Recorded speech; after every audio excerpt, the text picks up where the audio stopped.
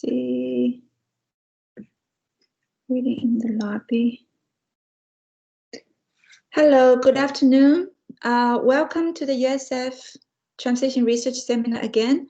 And my name is Yu Zhang, and I'm Associate Professor with the Department of Civil and Environmental Engineering at USF. I'm also affiliated faculty with CUTR, Center for Urban Translation Research. And this seminar is sponsored by the CE Department and CUTR, as well as the two UTCs, including the CTEC, Center for Translation Environment and Community Health, and also TOMIT, another Tier 1 UTC focusing on the travel demand modeling. And it also facilitated by the ITE student chapter and also the WTS student chapter at the USF. And I want to mention this particular seminar is co-organized by USF and also with the WTS Tampa Bay chapter. So we have quite some attendees, actually, maybe the members or the friends from the WTS Tampa Bay, so welcome. And I just want to mention this seminar has applied for this AICP credit and has been approved. So if you need the AICP credit, you can claim that both for the Tampa Bay, WTS Tampa Bay chapter members and maybe students, whoever can need the credits. And it's our distinguished pleasure to have Ms. Huiwei Shen for this presentation today. And she's the chief planner at the Florida Department of Transportation. And she has been working in FDOT for more than 25 years. And she joined in 1996 as a travel demand modeler and then worked on many different positions. So currently she's working with the MCOS program that she will present today. And Ms. Huiwei Shen obtained a master's degree in urban and regional planning from the FSU, Florida State University, and also an LLB degree, which is a bachelor degree in law from Fudan University in China. Mr. Huiwei Shen, it's our distinguished pleasure, and thank you for taking the time, and we look forward to your presentation. Thank you, Dr. Zhang, for arranging and organizing this get-together. I see some friends from my old modeling days today, so thank you for this opportunity to give you an update about the Multi-Use Corridors of Regional Economic Significance Program. The governor signed Senate Bill 7068 into law in May of 2019. The objective of the MCORS program is to advance construction of regional corridors that are intended to accommodate multiple modes of transportation and multiple types of infrastructure. The purpose of the program is to revitalize rural communities, encourage job creation, provide regional connectivity, leverage technology, enhance quality of life and public safety, and protect the environment and natural resources. FDOT and our partners are very excited about this program. A program of this magnitude has not been considered since the completion of the interstates or the original Florida Turnpike built in the 50s. However, MCORS is much more than just another limited access toll facility. As the state continues to grow, the governor, lawmakers, and state agencies must do all we can to proactively plan for the mobility needs of our 21.5 million residents, 8.5 million jobs, 131 million annual visitors, and our $1 trillion economy. These new corridors will be an important part of how we prepare for our continued growth and prosperity. We've been planning and developing corridors for a long time. The MCORS statute gives us an opportunity to move our process to the next level. A few highlights. These MCORS corridors will be designed to include multiple modes of transportation, including highways with accommodations for transit, rail, and trails as appropriate, and multiple uses, including other types of linear infrastructure, such as broadband, water, and sewer. The corridors also will incorporate emerging technologies, including support for automated, connected, electric, and shared vehicles. The corridors will also be planned in a collaborative manner, working closely with local governments, metropolitan planning organizations, regional planning councils, and other partners to support local land use decisions and regional and community visions for economic development and rural revitalization. At the same time, the corridors will be planned and developed so that not only to avoid or minimize impacts on key environmental resources, but also, where appropriate, to advance conservation and other environmental stewardship goals. For example, the MCOR statute gives us enhanced capability to partner with other agencies and organizations on land acquisition, so that purchase of right-of-way and conservation land can be planned together with corridors of transportation infrastructure.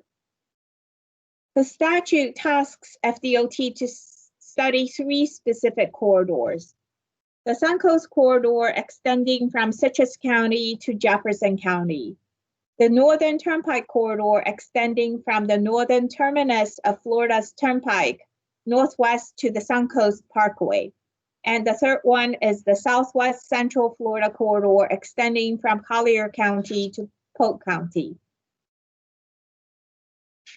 The Suncoast Corridor is specified in statute to run from Citrus to Jefferson counties. It's a length of about 150 miles. The study area covers 8 counties, 21 cities and towns, and about 5,635 square miles. You can see some of the study area statistics on this slide.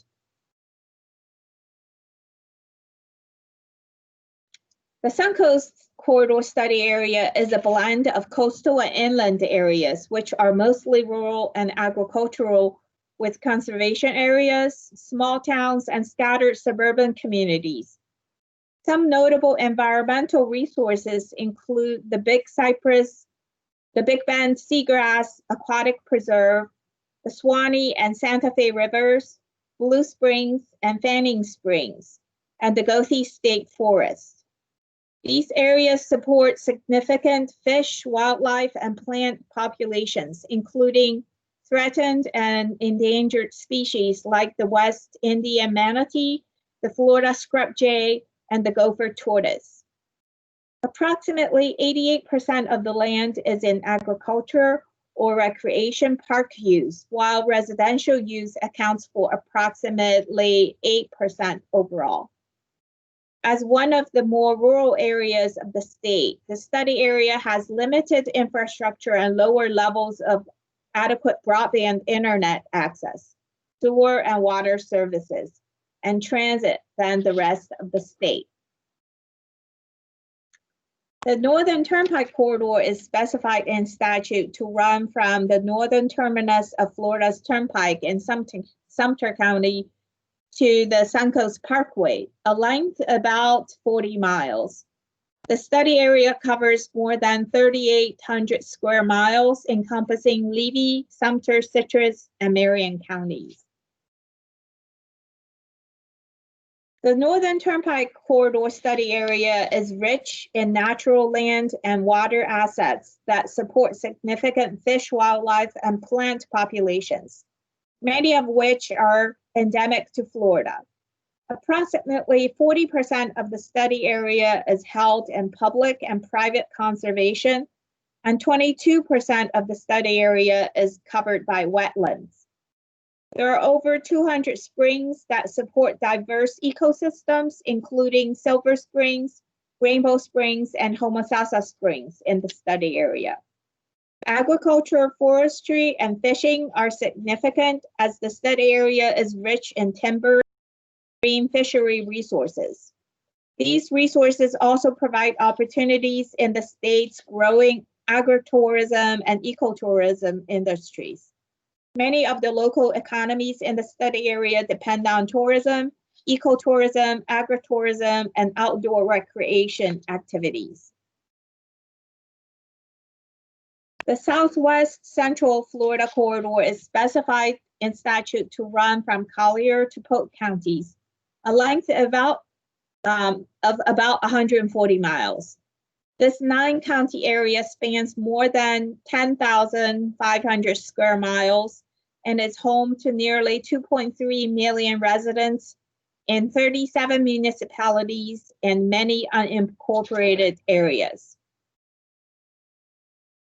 The Southwest Central Florida Corridor Study Area is well known for its scenic beauty and natural environment that includes connected rural and wildlife corridors, water and habitat of statewide and in some cases international significance.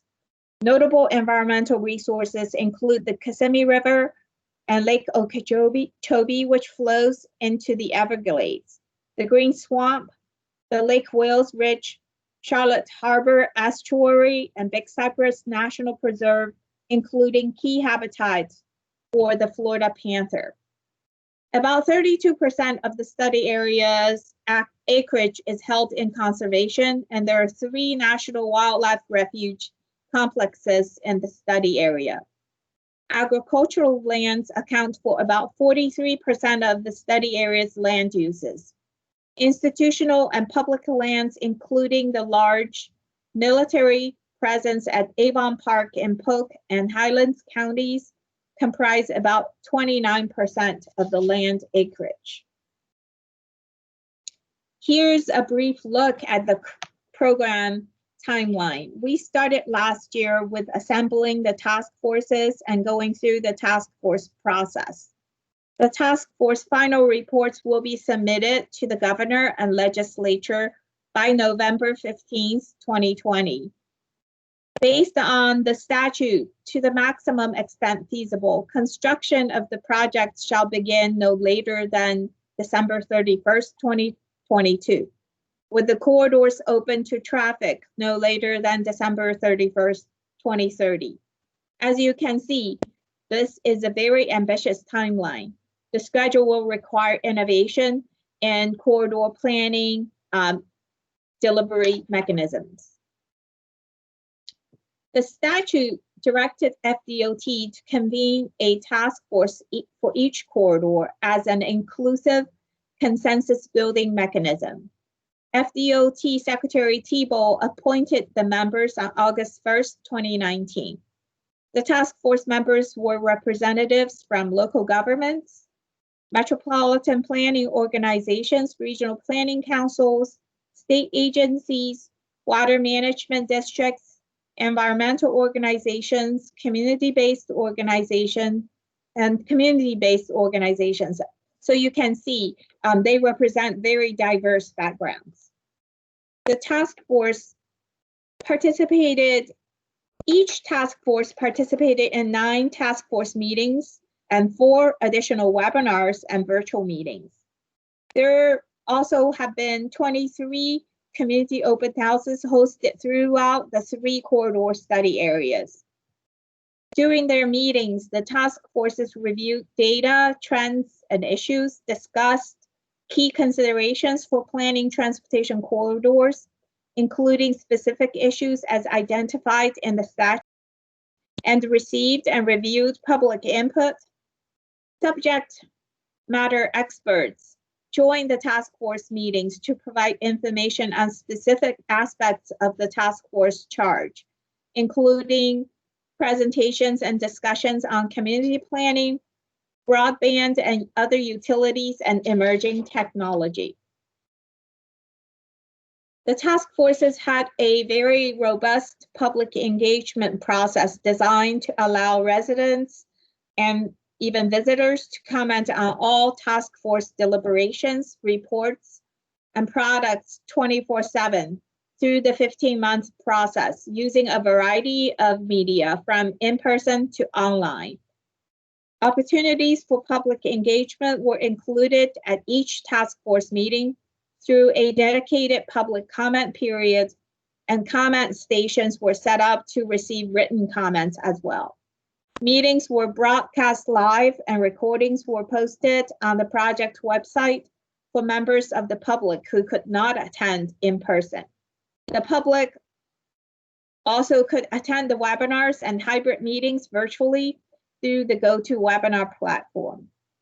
Additionally, FDOT received communication through the project website, FDOT lessons, email address, phone, social media, letters, newsletters, and more. As of October 15th, 2020, we've received over 14,000 written comments.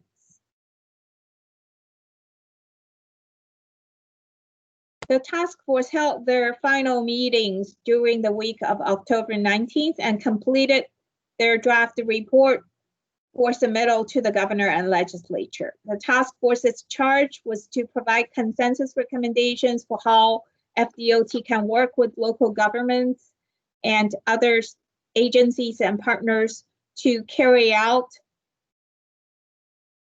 the MCORS program as specified in the statute. These recommendations address how needs and feasibility should be evaluated and how corridor development and related activities should move forward to implement the statute and support the environment, quality of life, prosperity of the study area and the state. Future activities related to project-specific needs, environmental and economic feasibility will be fully developed by FDOT, consistent with the task force's recommendations.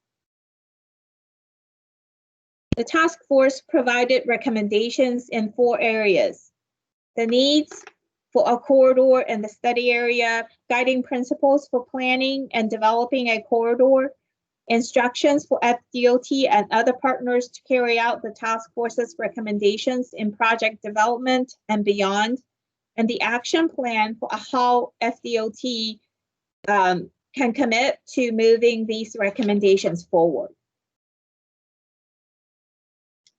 The high-level needs. The task forces identified key regional opportunities and challenges related to the statutory purposes for MCORS that should be priorities for the MCORS program in the study areas. The task force found significant potential needs in each study area related to the 6 statutory purposes.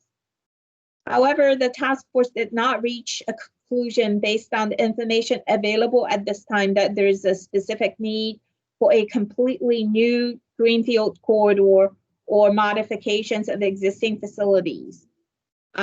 They specify that project level needs will be evaluated consistent with the task force's recommendations. If specific needs are identified, the task force expressed a preference for improvement or expansion of existing major highway corridors. The task force recommended a set of guiding principles or core values to support decision-making related to the MCORS program in the study area. The guiding principles supported all purposes established in statute and cover topics including consistency with statewide, regional, local,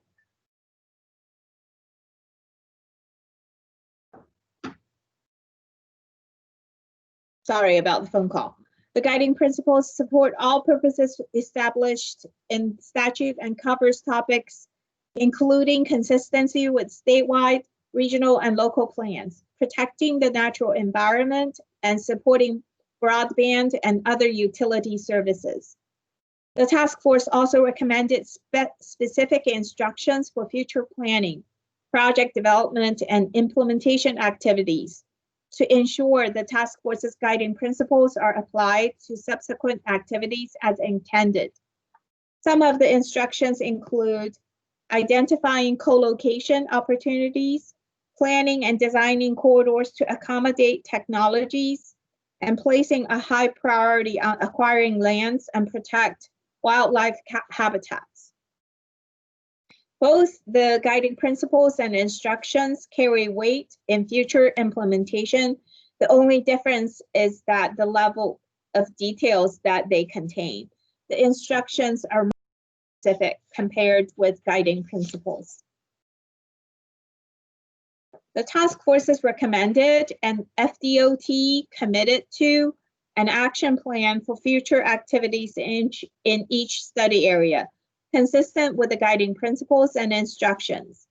The commitments in the action plan indicate how FDOT will work with local governments and other agencies and partners to carry out the task force's recommendations for the MCORS program, augmenting established statutory requirements and FDOT procedures. The action plan has 8 major elements: evaluate potential needs, identify and evaluate alternatives, support consistency review and update of local and regional plans, assess economic feasibility and identify potential funding sources, advance innovative land acquisition concepts, and advance multi-use opportunities, partner and public engagement, and commitment to transparency and process improvement. These are the next steps in our process, and the public and partner engagement process, the transparency and process improvement elements are all overarching in terms of what we need to do moving forward.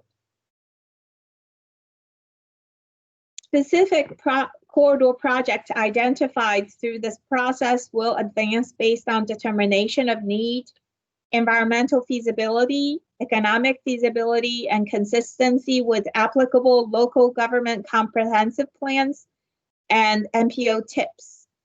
Let me share briefly the recommendation with you, the recommendation for each one of this process. First, FDOT will establish at least a preliminary determination of transportation need before proceeding with the PD&E process. FDOT will work with partners to conduct a robust evaluation of potential corridor needs, building on the task force recommendations on high-level regional opportunities and challenges. This process will evaluate and distinguish between conventional safety, mobility, and connectivity needs, and broader regional needs or co-benefits related to transportation, such as economic development.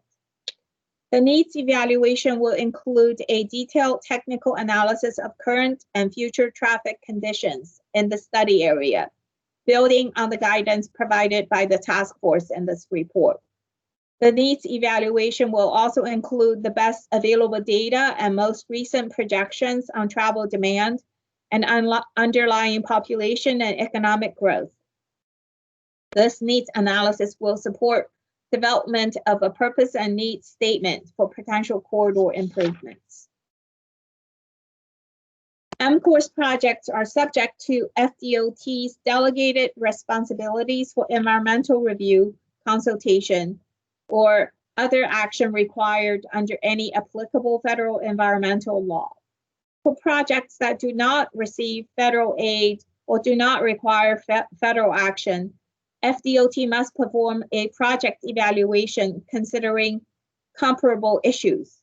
Decisions on corridor configuration, project alignment, and interchange locations must be determined in accordance with applicable FDOT rules, policies, procedures, as well as the task force's guiding principles and instructions.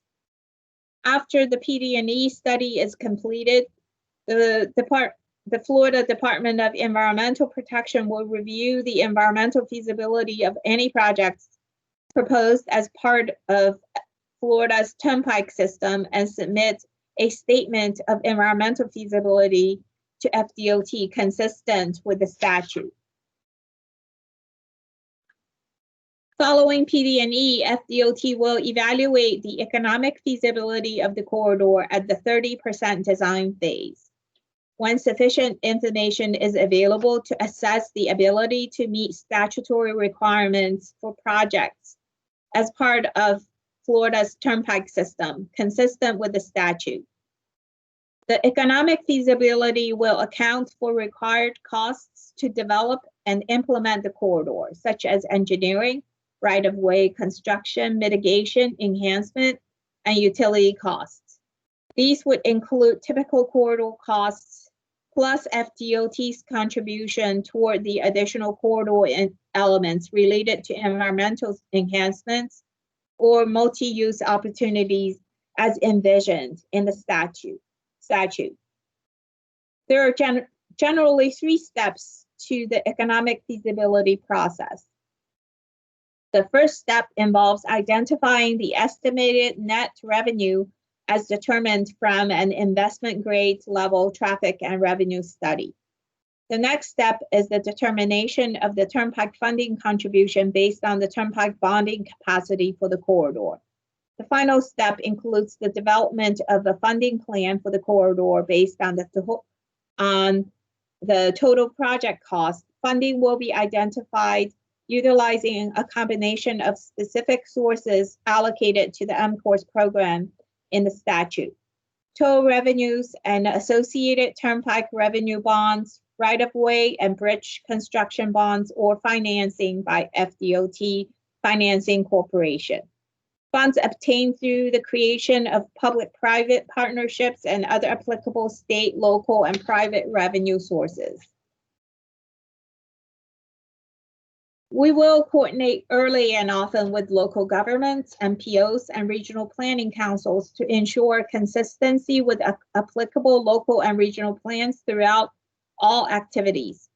Proposed projects must be consistent to the maximum extent feasible with applicable approved local government comprehensive plans and included in the transportation improvement program of any affected MPOs.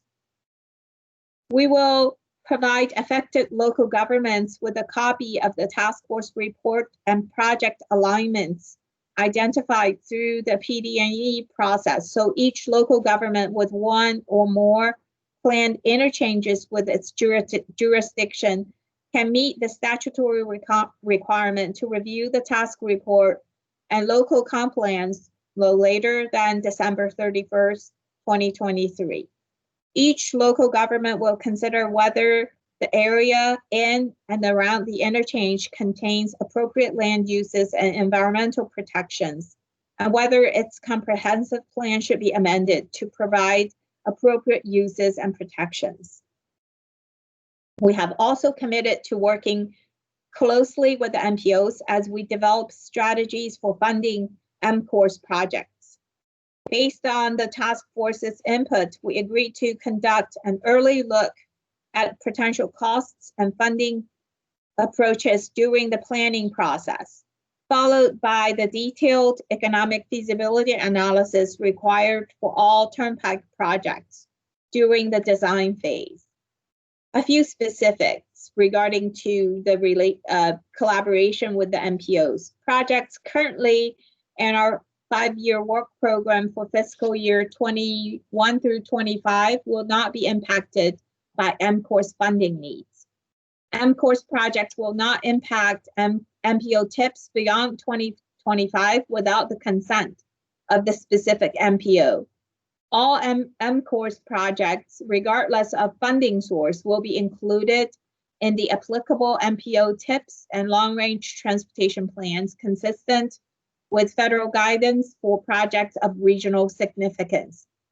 Specific MCORS projects not prioritized for funding through these processes will not be able to advance until funding sources are identified. We will continue to coordinate development of continuous corridor concepts identified in the planning process. Before I close, I would like to highlight a few innovative features of the MCORS program. The first is the ability to leverage land acquisition activities to support multiple goals. FDOT, in consultation with the Florida Department of Environmental Protection, Florida Fish and Wildlife Conservation Commission, U.S. Fish and Wildlife Service, Florida Department of Agriculture and Consumer Services, and relevant state and federal agencies will advance the task force's recommendations for combining right-of-way acquisition with the acquisition of lands or conservation easements to facilitate environmental mitigation or ecosystem, panther, and other wildlife habitat or water quality protection or restoration. A key focus will be on how MCOR's program decisions can support broader, directly relatable, regional or statewide conservation and environmental stewardship goals, such as the priorities in the Florida Ecological Greenway Network. This process will include early identification of potential conservation land acquisition and protection opportunities during corridor planning, development of corridor conservation land acquisition and easement plan as part of PD&E, and a process to complete or commit to specific acquisition easements prior to or in parallel with corridor construction. FDOT will determine how to provide funding in whole or part for land acquisition projects consistent with its statutory authority, with the expectation that FDOT funding supplements and leverages other state, federal, local, private, and nonprofit sources. The land acquisition and easement plan will include indicators for progress toward plan implementation. FDOT will also coordinate with local governments, regional planning councils, and other state agencies and industry organizations to help advance multi-use opportunities for the corridor as provided for in statute. An early emphasis will be on broadband and other utility co-location opportunities, including coordination with the Department of Economic Opportunity on the development for the statewide broadband strategic plan. FDOT would determine how to provide funding in whole or part for broadband consistent with its statutory authority. FDOT funding will supplement and leverage other state, federal, local, private, and nonprofit funding sources. Here is the 5-step project development process for the MCORS program, ranging from the efforts of the task force through construction. We are currently wrapping up the task force process, step 1, which is pre-planning, and initiated the planning and corridor evaluation process, step 2. We will subsequently move into PD&E and design, acquire right-of-way, and get to construction.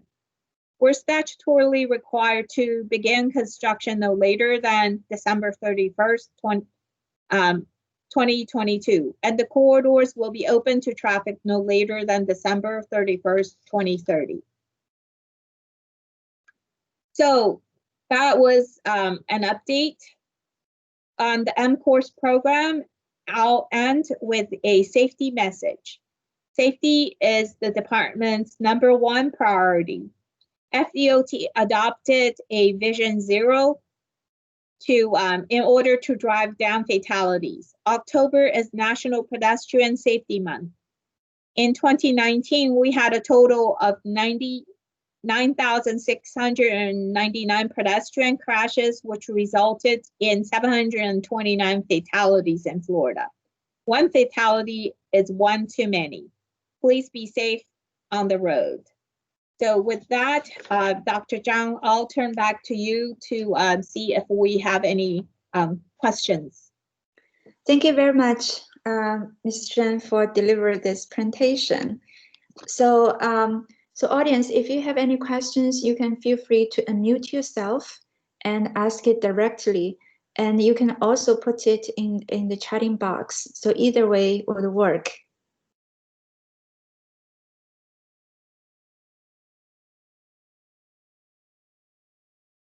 Maybe while the other attendees are, preparing for their questions, I just want to ask about. I mean, this is a great program, and it's a long-term program, and certainly will improve the mobility of the whole state. But we are in a very kind of special time period right now. So I was wondering how the current the pandemic would affect the plan of this MCourse program. Yeah, that's a great point. When we started the task force process last year, nobody had anticipated that we would have been going through what we've gone through this year.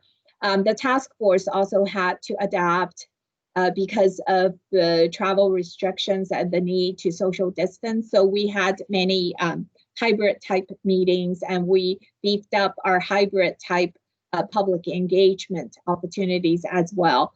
So we're monitoring the trend in terms of freight movements, passenger travel, telework, and also the increase of trail use.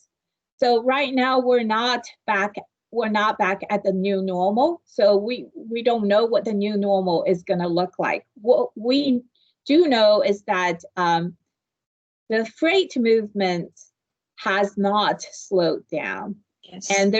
And there's great need for broadband because we do telemedicine, online education, and we telework from home. So we're monitoring these trends. When we get into PD&E and project development, I think the task force was very specific that we need to do more specific travel demand modeling, use newer and updated population travel data to identify the need. If there's no need, if the project is not economically feasible, if the project is not environmentally feasible, it's not going to move forward. The MCourse process offered us great opportunities to be innovative, to think about the bigger picture, but it does not circumvent any of our traditional project development steps. It just offers us innovative ways to look at developing statewide corridors, but every step of the way, the DOT established processes will be followed. And then as I was just looking at the draft final reports, we've also made a lot of commitments in addition to what we are normally committed to doing. So it's a much more stringent process than what we've done in the past. Sure. Thank you. Thank you. Any questions from the audience?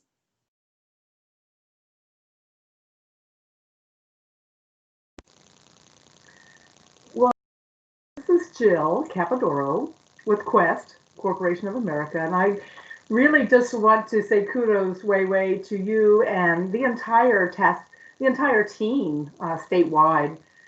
They, as a group, really did come across, these various challenges, particularly with our social distancing and some of the other hurdles to being able to gather public comment and task force engagement. And they really did take this opportunity to innovate and execute some very substantial initiatives to ensure that the community and your task force members have had a voice throughout the process. I just want to take a moment to say congratulations to the entire team. Thank you, Jill. Long time no see.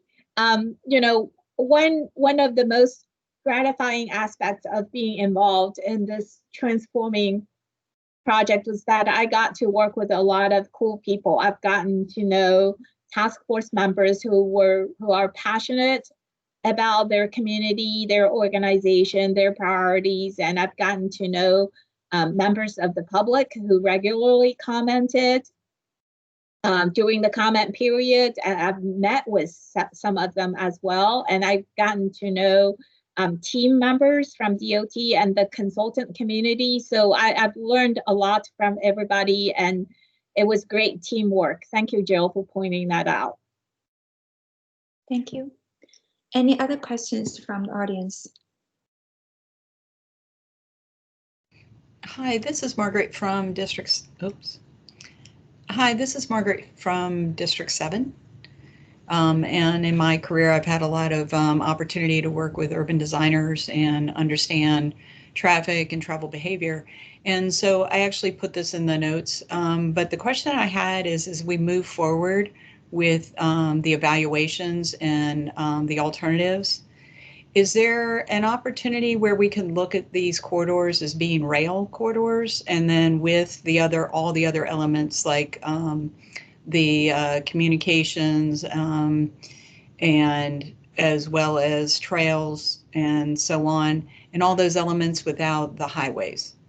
I know that we typically tend towards supporting highways, but as we move into autonomous vehicles for this long-term future, as we see it, that would it be best for such a major investment into something like high-speed rail along the corridors while providing all the other utilities as discussed? Margaret, thank you for bringing that question up. We had lots of discussions about being multimodal and multi-use. So I'll talk about multi-use first. You know, the broadband need. Task force members, they realize, we all know that you don't need to have a highway to have broadband, but with the construction of a highway, that we can facilitate and speed up the bringing broadband to our rural communities. And your question specifically about rail, the M-Course program is multi-use, multimodal. We're trying to find the right solution. So if the rail alternative is the right alternative, then that's what's going to move forward. Of course, you know, DOT, we don't own rail lines. We'll have to work with the private industry on that. But if a rail option is identified as the right option, that's what's going to move forward. Okay, thank you. Thanks, Margaret.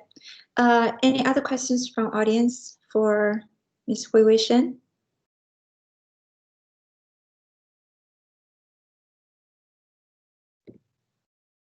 Okay, I have another question. Is along this process, which is pretty long, 10 years plan, I mean, what the different sectors could help?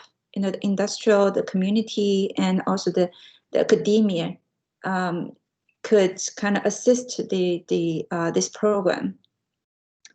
Well, I am so glad that you brought that up. We need all the help that we can get. So a key part of the implementation of this program is the collaboration with our partners. Because if you look at the objectives and the purpose of the program, we have the traditional safety, mobility, the transportation needs, but it's much broader than that, with economic development, revitalizing our rural communities, all these other broader objectives. Some of them may not have a home at DOT. We need to work with our partners to make sure that these broader benefits get realized when we implement this program. And then, you know, especially for the universities and the students, we've always worked with student organizations on a lot of the DOT's key initiatives. We're trying to develop these 21st century corridors that would be multimodal, multi-use. So we need to work with transportation professionals to come up with innovative strategies. It's not just simply a toll road. So everybody has to come together, collaborate, and figure out and with the industry as well, especially when we try to expedite the delivery of broadband and maybe advance some of the rail corridors. We have to establish and enhance the existing partnerships that we have with private industries to move these objectives forward. Mm-hmm. Yeah, that's right. I think USF used to have the 21st Corridor Design course led by Chris Williams. So Christine Williams, I think that worked well, and they also went to your office, the FDOT headquarters, to present that to the senior management team about their design. So Yeah. I remember that project so specifically, and we're also working with students with this effort as well. Mm-hmm. That's great. Okay, any other questions? Please feel free to unmute yourself, and you can also put it in the chat room if you want.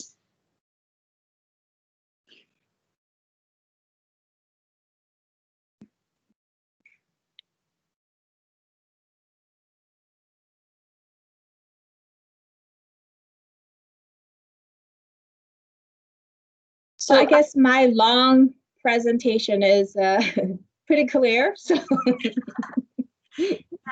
it's pretty clear. I think probably it's a little bit beyond the M course program, but for the interest of audience and for the curiosity of myself, as a chief planner, and you also have worked as a modeler for a long time. So can you comment on some new emerging transition modes? For example, there's a hot topic now talk about advanced air mobility, and specific like urban air mobility, which is using the vertical takeoff and landing vehicles that can transport passengers and the goods in the urban area, in the metropolitan regional area, and even to the rural area. So as the FDOT has, so what I mean, what would be your comments on that? What do you think that could add another dimension to the existing transportation system, and will that change anything about what you're doing, and also course program?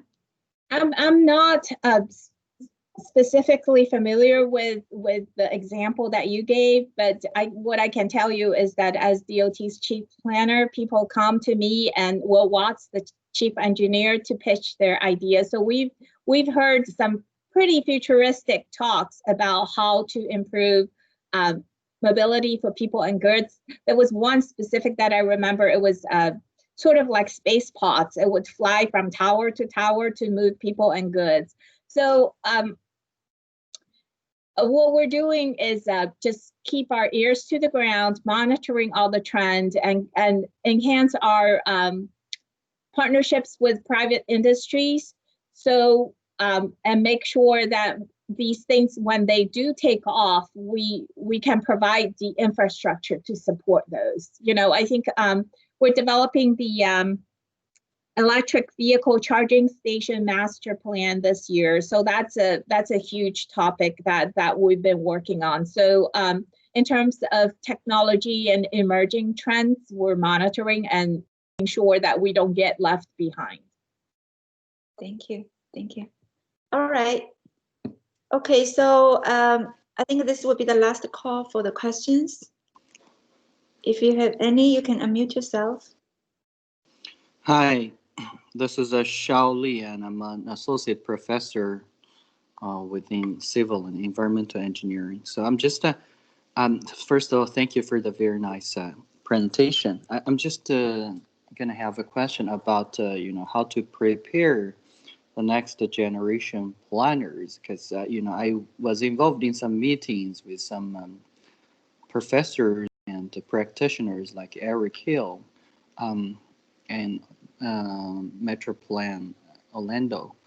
And we were discussing that, there are a lot of new elements, just like Dr. John mentioned, advanced technologies, TISMO, ITS, connected autonomous vehicles are pouring into, the horizon of future transportation infrastructure. So, but it seems like traditional planners are not trained to, those technologies. So we're talking about, in the future, so how to help the planners and work with in this tech space, and to ensure that their planning will incorporate the technology component appropriately and effectively. So this is my general question. Thank you. Well, Dr. Lee, I would look for you to provide some thoughts about that, because I'm a planner by trade. I've noticed when throughout my career, when I work with planning graduates from graduate schools, I'm very impressed with how tech savvy they are. When I was in school, we were not very good with GIS, for example, but now every planner that I work with, the new graduates, they're all very good with GIS and very proficient. So I kind of date myself, but I think what we could do is we can develop some partnerships to make sure that we identify key curriculum items that's needed for planners to be successful in this tech space, like what you said.